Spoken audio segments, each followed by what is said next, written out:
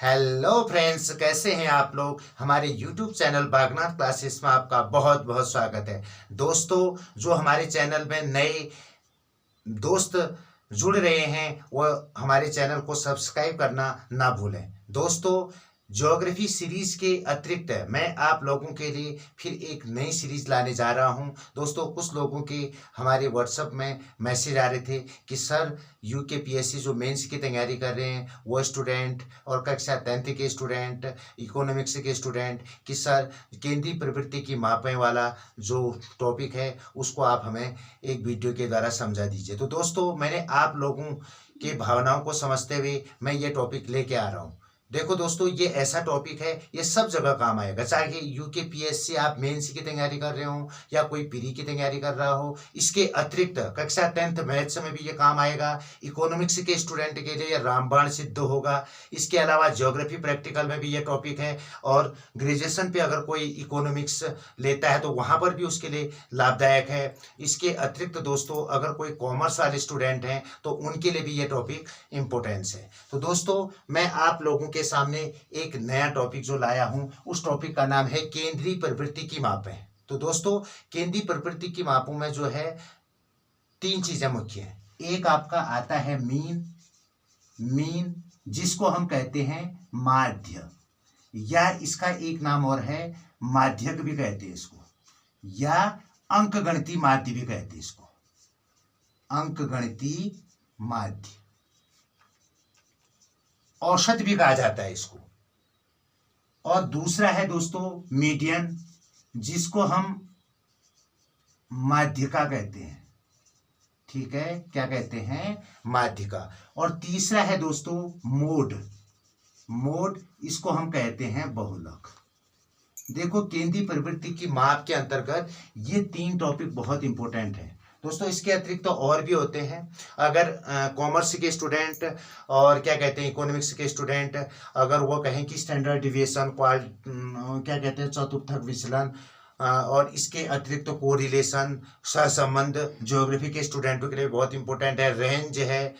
तो मैं आपको हर टॉपिक को बताने को तैयार हूं, लेकिन आप लोग कमेंट बॉक्स में अपना कमेंट अवश्य दें। अगर आपको वीडियो अच्छी लगे तो आप सब्सक्राइब भी करें। और दोस्तों, ये आपकी जिम्मेदारी है इस चैनल को आगे बढ़ाने की, क्योंकि मैं इतनी तत्परता के साथ देखो रात में आप लोगों के लिए वीडियो बना रहा हूं, तो आप लोगों ने भी हमारे प्रति भी कुछ दायित्व निभाने की कोशिश करनी होगी दोस्तों।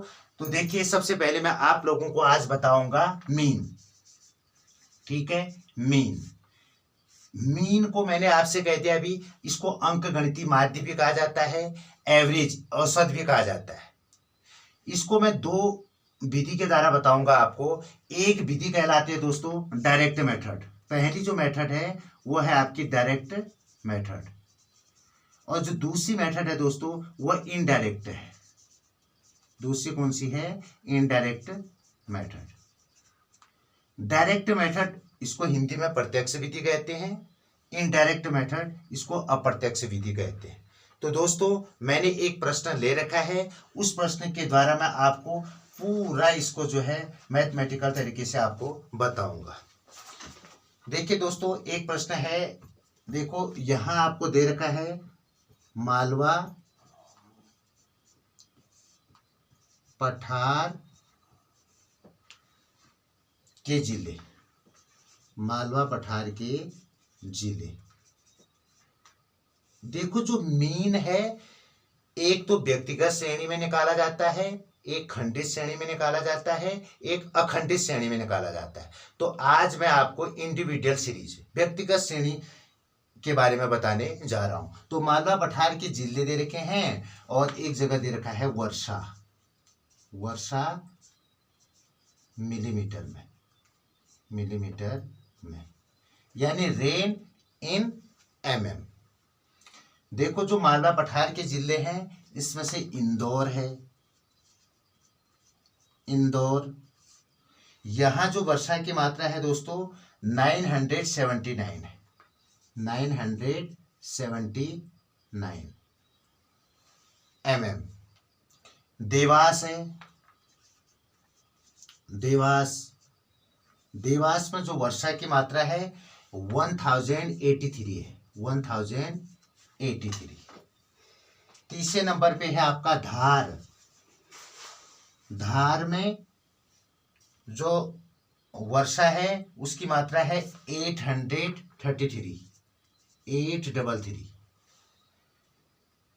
रतलाम, रतलाम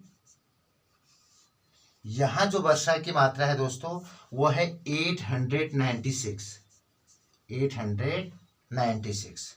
उज्जैन, उज्जैन देखो बच्चों, उज्जैन कहने मुझे एक चीज याद आ गया। उज्जैन किस नदी के किनारे स्थित है? शिप्रा नदी के किनारे स्थित है। यह आपकी जीके में भी काम आएगा, अन्य जगह पर भी काम आएगा, आपके नॉलेज के लिए भी बहुत इंपॉर्टेंट चीज है। उज्जैन, उज्जैन में जो वर्षा की मात्रा है वो है 891। फिर आपका है मंदसौर। मंदसौर यहां जो वर्षा की मात्रा है दोस्तों वो है 825, 825। और लास्ट जो जनपद है दोस्तों वह है शाजापुर, शाजापुर, शाजापुर।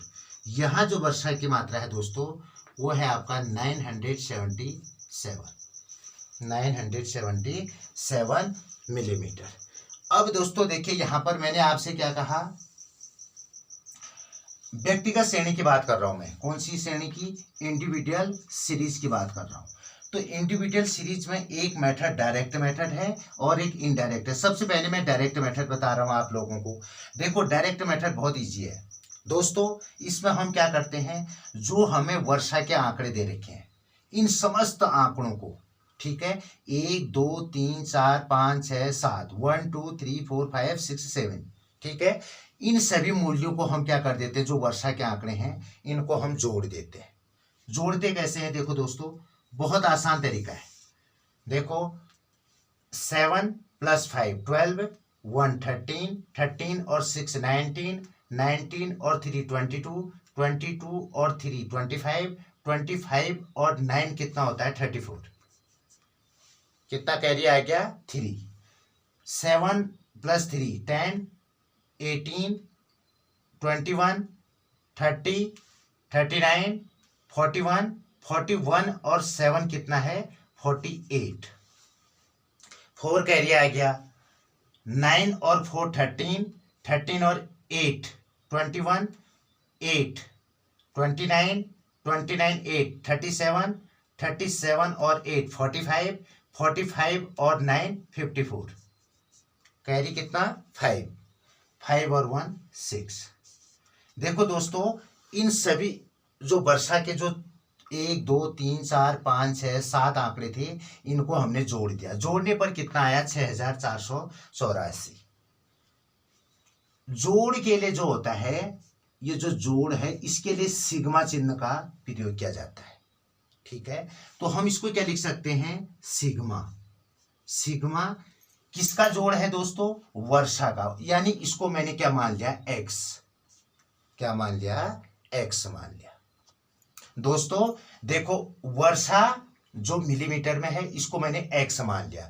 अब आप क्या समझे, जो एक्स मूल्यों का योग है यानी 1 2 3 4 5 6 7, जो 7 श्रेणी है, जो 7 आपको आंकड़े दे रखे हैं दोस्तों, 7 जनपदों में जो वर्षा की मात्रा है उन सबको हमने जोड़ दिया, ठीक है।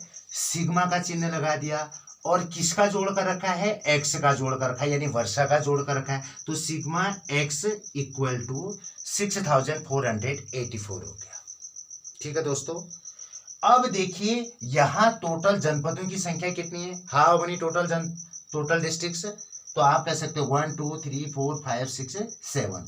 तो आप लिख सकते हैं n बराबर नंबर ऑफ डिस्ट्रिक्ट भी कह सकते हैं। नंबर ऑफ डिस्ट्रिक्ट्स कितने हैं? 7। यानी इसके नीचे आप लिख सकते हैं n इक्वल टू 7। और यहाँ कितना है? Sigma x equal to 6484। अब दोस्तों हमें पता होना चाहिए जो माध्य है, जो मीन है, जिसको मैं अंक गणितीय माध्य कह रहा हूं, एवरेज, इसको जो है x बार से दिखाया जाता है, ठीक है। x डैश भी कह सकते हैं आप, x डैश से भी दिखाते हैं, ठीक है, तो x बाहर से दिखाते हैं यानी समानांतर माध्य। इसका एक और नाम है दोस्तों, देखो फिर नाम निकल के आ रहा है। ठीक है, क्या नाम है इसका? समानांतर माध्य। याद रखना इसको। ठीक है दोस्तों, तो देखो x बार यानी माध्य बराबर जो फॉर्मूला होता है देखो सिंपल सा है, सिग्मा x। कितना है? सिग्मा x अपॉन ये कितना है? n। बस अब दोस्तों आप आराम से निकाल सकते हैं x डैश यानी माध्य कितना आ जाएगा? सिग्मा x कितना है दोस्तों?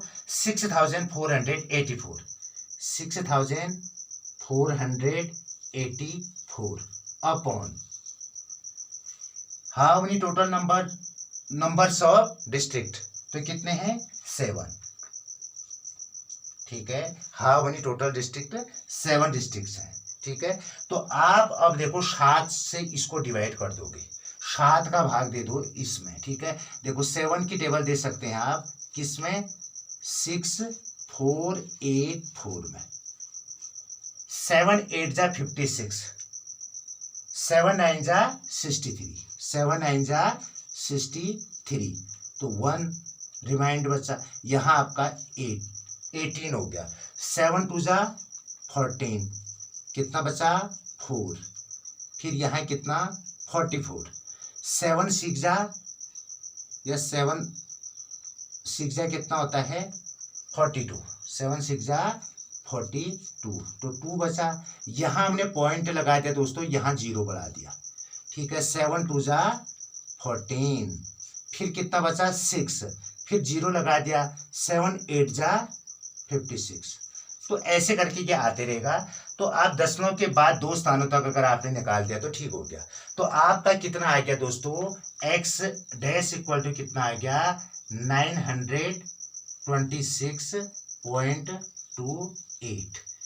इसको आप ऐसा भी लिख सकते हैं, क्योंकि देखो अधिकतम मान जब हम मानते हैं तो दोस्तों ये देखो 5 या 5 से ज्यादा है तो यहाँ 1 जुड़ जाता है। अगर ये 5 से कम है तो ये ज्यों का त्यों रहता है, तो यहाँ 8 है। ठीक है, और ये 5 से क्या है? ज्यादा है। तो दोस्तों हम सीधे सीधे 926.3 भी इसको हम कह सकते हैं। तो यही आपका क्या आ गया? मीन आ गया। इसको आप नोट डाउन कीजिए। इसके बाद दोस्तों मैं आपको इनडायरेक्ट मेथड से बताऊंगा। दोस्तों अब देखिए मैं आपको इनडायरेक्ट मेथड से इसको निकालना बता रहा हूं। व्यक्तिगत श्रेणी में माध्य को निकालने की जो इनडायरेक्ट मेथड है वो क्या है? बहुत ही आसान है दोस्तों। देखो ये हमारे पास आंकड़े हैं, इन्हीं आंकड़ों से हमने क्या बनाना है? इनडायरेक्ट मेथड से माध्य निकालना है। तो इनडायरेक्ट माध्य से माध्य निकालने के लिए क्या करते हैं इनडायरेक्ट मेथड से? देखो दोस्तों इसमें 977, 825, 891, 896, 833, 1083, 979। तो दोस्तों इसमें जो सबसे छोटा मूल्य है वर्षा की जो मात्रा है एक से छोटा 825 है, 825 है। और अधिकतम कितना है? मैक्सिमम रेट कितना है? 1083। तो देखिए हम इसको 800 से 1100 के बीच में मान सकते हैं। ठीक है, जो हम एज्यूम मीन यानी जो हम कल्पित माध्य मानेंगे दोस्तों, वो हम क्या मानेंगे? 800 से 1100 के बीच में मान सकते हैं। क्यों? क्योंकि देखो सबसे कम यहाँ 825 है, राउंड फिगर में किसके नियरेस्ट है? 8000 के नियरेस्ट है। ऐसी 1083 1083 है। अगर हम राउंड फिगर में देखें तो ये 1100 यानी 1100 के नियरेस्ट है। तो दोस्तों 800 से 1100 के बीच में हम कुछ भी मान सकते हैं। तो यहाँ पर हम क्या कर देते हैं? देखो d बराबर x माइनस, अब यहाँ देखो मैं 800 भी ले सकता हूँ, 900 भी ले सकता हूँ, 1000 भी ले सकता हूँ। हाँ, अगर मैं 800 लूंगा दोस्तों तो हमारे पास सभी जो मूल्य आएंगे वो पॉजिटिव में आएंगे। अगर मैं 800 के बदले 900 लूंगा, देखो यहाँ पर तो पॉजिटिव आएगा, यहाँ भी पॉजिटिव आएगा, लेकिन यहाँ पर 833 900 से छोटा हो गया तो यहाँ ऋणात्मक में आ जाएगा, निगेटिव में आ जाएगा। तो ऐसी परिस्थिति में हम क्या करते हैं? जो माइनस माइनस माइनस वाले होते हैं उनको एक साथ जोड़ देंगे, जो प्लस प्लस वाले होंगे उनको एक साथ जोड़ देंगे, फिर उस प्लस का जो टोटल योग होगा और उस माइनस का जो टोटल योग होगा उन दोनों को आपस में घटा देंगे, जो आएगा वो हमारा मीन आएगा। ठीक है दोस्तों। तो अब देखिए जैसे मैंने 800 मान लिया, क्या मान लिया, 800 मान लिया। ठीक है दोस्तों, आंकड़े आ, तो दोस्तों देखिए मैंने क्या माना, जो कल्पित माध्य था। देखो यहां पर कल्पित माध्य के लिए हमें क्या करना पड़ेगा, ए बराबर मैं कह देता हूं कल्पित माध्य। कल्पित माध्य, कल्पित मीन्स जो हमने मान रखा है। ठीक है, मैंने माना क्या है, 800। तो ए की वैल्यू कितनी आएगी दोस्तों, 800। ठीक है, इसके लिए जो फॉर्मूला आएगा वहां पर ये काम आएगा। बहरहाल आप देखिए इसको, डिविएशन x माइनस 800। देखो 979, x कितना है, 979 है। देखो x लिखा है मैंने यहाँ पर, ये x है, तो x में कितना है 979 माइनस जो आपका ये d बराबर क्या होता है, x माइनस a का मतलब क्या है, एज्यूमिंग, जो हमने माध्य को माना है। तो दोस्तों x कितना हो गया 979 और a कितना हो गया 800। अगर आप इसमें से इसको माइनस करेंगे 179 बचता है। 9 माइनस 0, 9 7 7, 9 में से 8 गया 1। ठीक है दोस्तों, अब इसके बाद हम बात करते हैं 1083 माइनस 800। इसमें से 800 को माइनस करते हैं, किस में से, 1083 में से। तो 3 का 3, 8 8, 0 है 10, 10 में से 8 गया 2, 283। कितना आ गया 283। अब देखो दोस्तों यहाँ कितना है 833 माइनस 800, तो कितना बचा 33। फिर आपका कितना है 896, 896 माइनस 800, तो कितना बचा 96। अब उसके बाद आपका 891 है, 891 माइनस 800, तो कितना बचा 91। 825, 825 माइनस 800, तो आपका कितना बचा 25। और 977 माइनस 800 है, तो दोस्तों 177। इतना आप लोगों ने प्रक्रिया कर दी पूरी। ठीक है, एक बार देख लेना, आप माइनस करने में कई बार वैसे मिस्टेक तो नहीं किए मैंने, लेकिन फिर भी देख लेना, कभी कभार मिस्टेक हो भी सकती है। तो दोस्तों इसके बाद देखिए हम क्या कर देते हैं, सिग्मा प्रक्रिया हमने वही करना है, ये इनडायरेक्ट मेथड के लिए है। सिग्मा तो हमने लगाना है। अब देखिए यहां पर आपका क्या आ गया, सिग्मा एक्स। ठीक है, निकल गया दोस्तों, सिग्मा एक्स नहीं, सॉरी, सिग्मा क्या आ जाएगा, डी आ जाएगा दोस्तों। ठीक है, तो यहां पर सिग्मा डी आ जाएगा आपका। सिग्मा डी का मतलब है डी का कुल योग। ठीक है दोस्तों, जो ये मूल्य हैं इनका कुल योग करता है। तो हम योग कर देंगे इसको, 7 + 5 12, 13 13 6 19 19 और 3 22 22 और 3 25 25 और 9 कितना होता है 34। 3 का एरिया आ गया, 7 और 3 10 18 21 21 और 9 30 39 41 48। 4 क्या आ गया, कैरियर आ गया दोस्तों, 4 और 1 5 5 2 7 7 और 1 8, कितना आ गया 884 आ गया सिग्मा डी। तो दोस्तों देखिए हमारा सिग्मा डी कितना आ गया 884। इसको बड़ा बड़ा बना लेना, 884।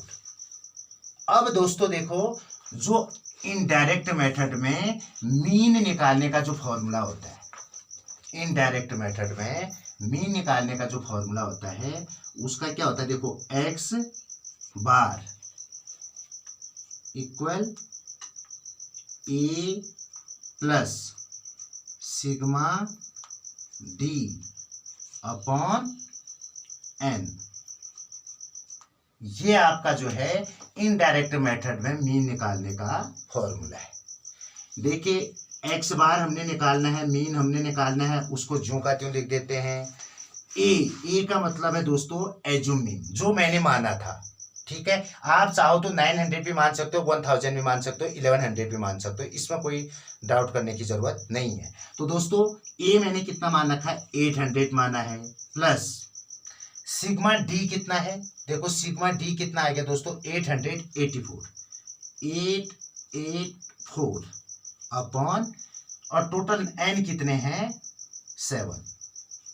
बस बहुत ही आसान हो गया। देखो दोस्तों 800 तो आपका ऐसा ही रहा, 7 की टेबल दे देते हैं 884 में। देखो 7 की टेबल किस में दे देते हैं 884 में दे देते हैं। ठीक है, डिवाइड करना आप लोगों को आता होगा तो आप दे सकते हैं 7 1 जा 7, 8 माइनस 7 1, 8, 7 2 जा 14, कितना बचा 4, फिर 4, 7 6 जा 42, 2 पॉइंट लगा दो 0, 7 2 जा 14, 20 में से 14 माइनस कर दो 6, फिर 0 बढ़ा दो 7 8 जा 56। ठीक है, दशमलव के 2 स्थानों के बाद छोड़ देते हैं। तो दोस्तों कितना आया 126.28, कितना आया 126.28, दोनों को ऐड कर दो तो 926.28। देखो यहां पर इसका आंसर इतना ही आया और डायरेक्ट वाले मेथड में भी आपका आंसर इतना ही आया।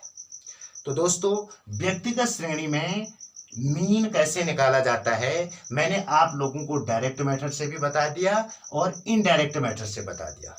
दोस्तों नेक्स्ट वीडियो में आप लोगों को मैं खंडित श्रेणी अखंडित श्रेणी यहां पर भी आपको इन दोनों मेथड के द्वारा मीन निकालना बताऊंगा। तो दोस्तों तब तक आप सभी लोग इसको नोट डाउन कर लें और हमारे बागनाथ चैनल को, जो बागनाथ क्लासेस हमारे यूट्यूब चैनल है दोस्तों, इसको सब्सक्राइब करना ना भूलें। दोस्तों देखो कितना अच्छा कंटेंट आपको दिया जा रहा है, इतनी बढ़िया तरीके से बताया जाएगा ना, आप सभी लोग खुशी से झूम उठोगे, आप कहोगे वाह सर आज तक आप कहाँ थे।